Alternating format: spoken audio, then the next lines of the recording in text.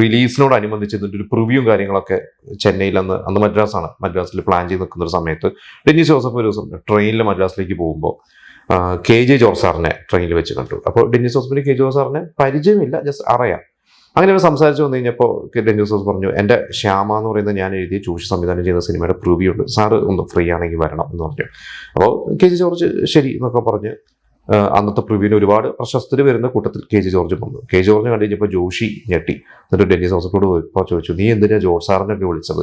നമ്മുടെ ഈ ഇതുപോലത്തെ ചവറ് സിനിമ എന്നുള്ള രീതിയിൽ തമാശ രൂപേണ പറഞ്ഞു, ഇതൊക്കെ ഒരു ചവറ് സിനിമ അല്ലേ, ജോർജ് സാറൊക്കെ നമ്മുടെയൊക്കെ കമേഴ്ഷ്യൽ സിനിമകളെയൊക്കെ എങ്ങനെയാണ് ഇഷ്ടപ്പെടുന്നത് എന്ന് പറഞ്ഞു കഴിഞ്ഞപ്പോഴാണ് ഡെന്നിസ് ജോസഫിന് തോന്നിയത് ശരിയാണല്ലോ.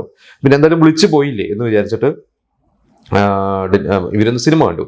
സിനിമ കണ്ടു കഴിഞ്ഞ് KJ ജോർജിനെ ഫേസ് ചെയ്യാൻ ഇവർക്ക് രണ്ടുപേർക്കും മടി, ജോഷിക്കും ഡെന്നിസ് ജോസഫിനും. ഇവര് ബാക്കിയുള്ള ഒരുപാട് പേരൊക്കെ ഗംഭീര ഒപ്പീനിയനൊക്കെ പറഞ്ഞെങ്കിലും ഇവർക്കൊരു മടി.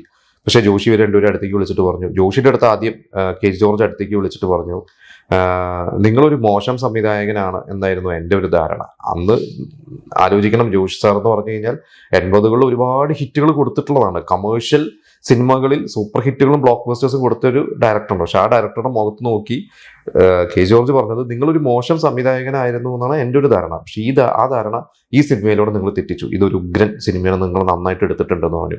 എന്നിട്ട് ഡെന്നിസ് ജോസഫിനോട് പറഞ്ഞു, എനിക്ക് ഇതുപോലത്തെ ഒരു സിനിമ നിങ്ങൾ എഴുതി തരണം. അത് യവനികയും